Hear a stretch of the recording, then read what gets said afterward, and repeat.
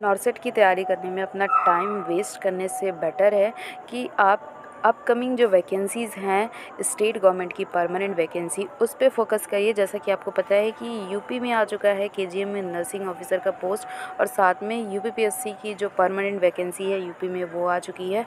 क्योंकि अब जो है नॉर्सेट निकालना कहीं ना कहीं और भी ज़्यादा टफ हो गया है, क्योंकि अभी तक नॉर्सेट सिर्फ एक एग्ज़ाम लेता था, लेकिन अभी जो सितंबर वाला एग्ज़ाम आ चुका है वो एग्ज़ाम 2 फेज़ में होने वाला है। नॉर्सेट 1 एंड नॉर्सेट 2 2 एग्ज़ाम देना होगा अगर आप एम्स में नर्सिंग ऑफिसर बनना चाहते हैं।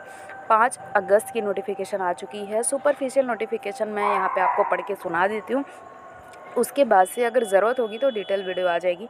आप यहाँ पे देख सकते हैं कि 5/8/2023 की ये नोटिफिकेशन है। और एक चीज़ मैं बता दूँ, जो स्टेट गवर्नमेंट का वैकेंसी होता है उसकी भी पे ग्रेड सेम होती है, पे स्केल सेम होती है, लगभग सैलरी सेम होती है। पर होता क्या है, ऑटोनॉमस मेडिकल कॉलेज की सैलरी थोड़ी ज़्यादा होती है बाकी comparing to other medical college या फिर सीएससी पीएससी। लेकिन मैं बता दूँ कि अगर आपका सिलेक्शन एम्स में नहीं हो पा रहा है काफ़ी प्रयासों के बाद, आप तो स्टेट गवर्नमेंट के एम्प्लॉय बन सकते हैं। कोई भी बहुत ज़्यादा डिफरेंस सैलरी का नहीं होने वाला है।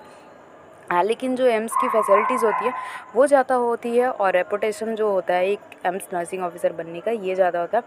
यहाँ पे आप देख सकते हैं कि एम्स का नोटिफिकेशन आ चुका है। यहाँ पे बीएससी नर्सिंग, जैसे कि पहले से आपको पता है कि बीएससी नर्सिंग या फिर पोस्ट बीएससी के साथ कोई भी एक्सपीरियंस की ज़रूरत नहीं होती है। पर अगर आप जीएनएम कैंडिडेट है तो आपको 2 साल का एक्सपीरियंस चाहिए 50 विद हॉस्पिटल का। ये ऑलरेडी आपको पता है। यहाँ पे देख सकते हैं कि एज आपका 18 से लेकर 30 के बीच में होना चाहिए। फ़ीस ऑलरेडी पता है कि 3,000 आपका ओबीसी कैंडिडेट या फिर जनरल कैंडिडेट है, और वहीं पे एससी एसटी कैंडिडेट या फिर ईडब्ल्यूएस कैंडिडेट के लिए 2,400 रुपये फ़ीस लगने वाला है। एप्लीकेशन फॉर्म जो है स्टार्ट होने वाला है, और इसमें 2 एग्ज़ाम होने वाला है।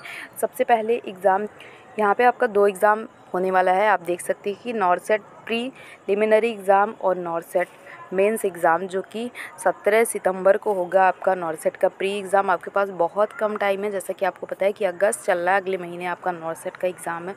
उसके बाद से आपका 7 अक्टूबर को संडे के दिन सेकंड वाला स्टेज का एग्ज़ाम होगा। दोनों का सिलेबस थोड़ा सा डिफरेंट है। आप यहाँ पे देख सकते हैं कि 5 अगस्त से आपका फॉर्म स्टार्ट हो चुका है, और 25 अगस्त शाम को 5 बजे तक आपको फॉर्म अप्लाई करना है। सारी चीज़ें पहले ही नोटिफिकेशन से कॉपी करी गई है। अगर आपके फॉर्म में कुछ गलती हो जाती है तो 26 तारीख से लेकर 28 अगस्त के बीच में आप करेक्शन कर सकते हैं। उसके बाद से मैं बता दूं कि जो कास्ट सर्टिफिकेट आपको लगाना है वो 1 अप्रैल 2023 के बाद का ही लगाना है। इस चीज़ में मेंशन है, नीचे डिटेल में आप पढ़ेंगे। मेन चीज़ें मैं बता देती हूँ। यहाँ पे दिया गया कि अगर आप ओबीसी कैंडिडेट हो तो एससी कैंडिडेट हो तो आपको जो सर्टिफिकेट लगाना है ओबीसी का मेनली जो सर्टिफिकेट होता है वो 1/4/2023 के बाद का ही लगाना है। उसके बाद का कभी भी आप लगा सकते हैं। अगर आपके पास नहीं है फॉर्म अप्लाई कर दीजिए, बाद में भी सिलेक्शन के बाद भी बना सकते हैं।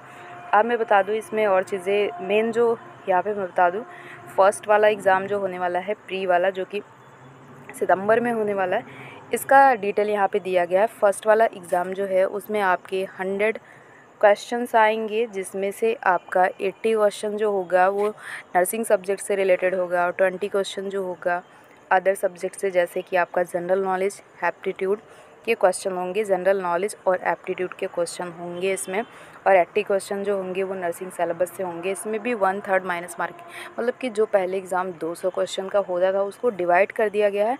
100 क्वेश्चन आपको प्री एग्ज़ाम में देना है और 100 क्वेश्चन आपको मेंस एग्ज़ाम में देना। अब इससे फ़ायदा क्या हुआ वो भी मैं आपको बता रही हूँ। 100 क्वेश्चन करने के बाद में जो फर्स्ट वाले एग्ज़ाम में आपकी मेरिट बनेगी उसका एक पासिंग क्राइटेरिया होगा। मतलब कि अगर आप प्री एग्ज़ाम पास कर लेते हैं तो मेन एग्ज़ाम में इसका मेरिट से कोई रिलेशन नहीं होगा। बस प्री एग्ज़ाम को पास करना है ताकि आप मेन एग्ज़ाम में जाएंगे। मेन एग्ज़ाम का जो मेरिट होगा उस पर आपका सिलेक्शन होगा। प्री एग्ज़ाम को पास करने के लिए अगर आप ईडब्ल्यूएस कैंडिडेट हैं या फिर यूआर कैंडिडेट है तो 45% मार्क्स आपको पाने हैं। अगर आप ओबीसी कैंडिडेट है तो आपको % मार्क्स पाने हैं। अगर आप वहीं एससी एसटी कैंडिडेट हो तो भी आपको 40% मार्क्स पाने हैं। और 5% का यहाँ पे देख सकते हैं कि रिलैक्सेशन मिलेगा तो ये चीज़ें यहाँ पे दी गई है, आप इसको पढ़ सकते हैं। उसके बाद मैं बता दूँ कि फर्स्ट स्टेज में अगर आप पास हो जाते हो 100 क्वेश्चन का पेपर होगा, जिसमें 80 क्वेश्चन नर्सिंग के होंगे और 20 जब आप प्री एग्ज़ाम में पास हो जाओगे उसके बाद से क्या होगा कि मेरिट बनाई जाएगी। मेरिट कैसे बनाई? प्री एग्ज़ाम को पास करने के लिए आपको जैसा कि बताया कि 50% यूआर और ईडब्ल्यूएस कैंडिडेट के लिए यहाँ पे मेरिट होना चाहिए। अगर ईडब्ल्यूएस सर्टिफिकेट आप लगा रहे हो तो आप एक चीज़ नोटिस कर लो कि आपको 50% तो प्री एग्ज़ाम को पास करने के लिए होना चाहिए, और ओबीसी का मेरिट उससे कम यहाँ पे दिया गया 40% है, तब भी आप मेन एग्ज़ाम के लिए क्वालिफाई होंगे। और मेन एग्ज़ाम में भी सिलेबस कुछ नहीं होने वाला। मेन एग्ज़ाम में क्या होगा कि 100 क्वेश्चन जो आएंगे उसमें सिर्फ और सिर्फ नर्सिंग के क्वेश्चन होंगे, और मेन वाला जो एग्ज़ाम है वो ज़्यादा मेन है। अब मैं बता दूं कि मेरिट कैसे बनेगा। सपोज़ कि आप फर्स्ट वाला एग्ज़ाम प्री वाला एग्ज़ाम है, और प्री वाले एग्ज़ाम में अगर आप पासिंग मार्क्स पा जाते हो, ओबीसी कैंडिडेट हो, मार्क्स आप पा जाते हो, तो उसके बाद से 5 गुना, जैसे कि सीटें मान लो कि 5000 सीटें निकलती हैं, तो 5000 सीटों के 5 गुना कैंडिडेट को, यानी कि 25,000 कैंडिडेट को यहाँ पे अगर 40% मार्क्स पाए हुए तो 25,000 कैंडिडेट को क्वालिफ़ाई किया जाएगा। और जो क्वालिफ़ाई कैंडिडेट है वो मेन एग्ज़ाम के लिए सेलेक्ट होंगे।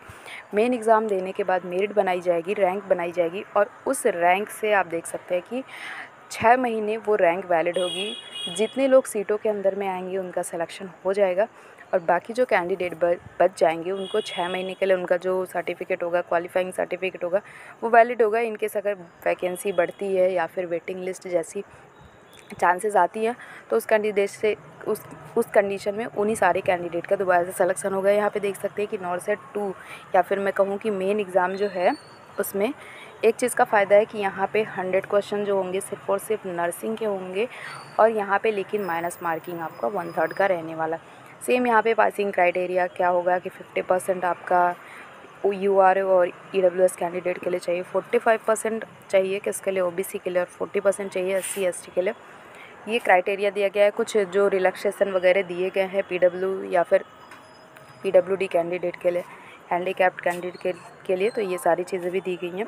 नॉर्मलाइजेशन होगा, ऑलरेडी जो नॉर्मलाइजेशन का रूल नॉर्सेट फॉलो करता है, तो उसी हिसाब से नॉर्मलाइजेशन है। अगर इन केस की एक कई सारे कैंडिडेट सेम नंबर पे आए हुए हैं, सेम नंबर गेन किए हुए हैं, तो एज के अकॉर्डिंग प्रेफरेंस दिया जाएगा। जिनका एज ज़्यादा होगा उन्हें प्रायोरिटी दी जाएगी। अगर एज से भी मैटर सॉल्व नहीं होता है तो रॉन्ग क्वेश्चन जिनके कम होंगे उनको प्रायोरिटी दी जाएगी। तो यहाँ पे यह दिया गया। सिलेबस ऑलरेडी मैंने बताया, नॉर्सेट का सिलेबस तो आप जानते हैं, क्वेश्चन किस टाइप का आता है ये भी जानते हैं। सिलेक्शन भी बता दिया कि किस बेस पे यहाँ पे होने वाला है। तो फॉर्म आपका भरना स्टार्ट हो गया 5 तारीख से लेके 25 अगस्त तक आपका फॉर्म स्टार्ट हो गया। यहाँ पे देख सकते हैं कि 18 जो एम्स हैं, 18 एम्स का यहाँ पे नाम दिया गया है। इन सारे 18 एम्स में अभी सीटें नहीं दी गई हैं, सीटें बाद में आएंगी। तो अभी 18 एम्स में वैकेंसी निकलने वाली है। तो डिटेल PDF आप इसको देख सकते हैं। इसके अलावा भी नेक्स्ट वीडियो ज़रूरत होगी तो ज़रूर आएगी इस टॉपिक पे। तो एक चीज़ मैं बता दूं कि नॉर्सेट में आपको अगर सिलेक्शन चाहिए तो आप पूरी डेडिकेशन के साथ मेहनत करिए। कहीं ना कहीं अब नॉर्सेट में अपनी जगह बनाना, अभी तो एक एग्ज़ाम था लेकिन अभी जो है 2 एग्ज़ाम हो चुका है, तो कहीं ना कहीं अपनी जगह बनाना थोड़ी मुश्किल है। लेकिन ऐसे कैंडिडेट जिनका नॉर्सेट में नहीं हो पा रहा, तो ऐसा कोई बात नहीं है कि आपका नॉर्सेट में ही सिलेक्शन होगा तभी आपका ड्रीम पूरा होगा। स्टेट गवर्नमेंट के जो एम्प्लॉयज़ हैं या फिर स्टेट गवर्नमेंट की जो भी जॉब है वो भी सेम पे ग्रेड, सेम फैसिलिटीज़ आपको प्रोवाइड करता है। कुछ चीज़ों को मैं छोड़ दूँ तो सारी चीज़ें सेम होती है। पे ग्रेड सेम होता है, सैलरी सेम होता है, 2-4 हज़ार का डिफरेंस होता है। वो भी डिफरेंस किस चीज़ का होता है कि अगर आपका सिटी ऐसा है तो सिटी अलाउंस मिलते हैं, या फिर मैं कहूँ कि HRA वगैरह थोड़ा सा डिफरेंस होता है। और जो एम्स की फ़ैसिलिटीज़, एक चीज़ मैं बता दूं कि एम्स का जो वर्कलोड है comparing to other CSC PSC या फिर मेडिकल कॉलेज वो ज़्यादा है। तो ऐसे कैंडिडेट जो काम करना पसंद करते हैं या फिर अपने काम के प्रति डेडिकेटेड है वो एम्स के लिए अपनी तैयारी करें। लेकिन मोस्टली मैं बता दूं, जैसे ही मैंने स्टेट एम्प्लॉय की जॉब हो गई हमारी, तब मुझे ये रियलाइज़ हुआ कि कहीं ना कहीं एम्स का जो वर्कलोड है वो ज़्यादा है comparing to other medical college या फिर CSC PSC। तो डिसाइड आपको करना है। आपका अगर बेस अच्छा है तो आप एम्स के लिए प्रिपरेशन करो। उसके अलावा भी अगर आप स्टेट एम्प्लॉय हो तो आपको टारगेट नहीं बना के चलना है कि आपको सिर्फ और सिर्फ एम्स की ही जॉब पानी है। जो भी मिल रहा है आप एक्सेप्ट करो। मिलता है नेक्स्ट वीडियो में। Love you all, bye.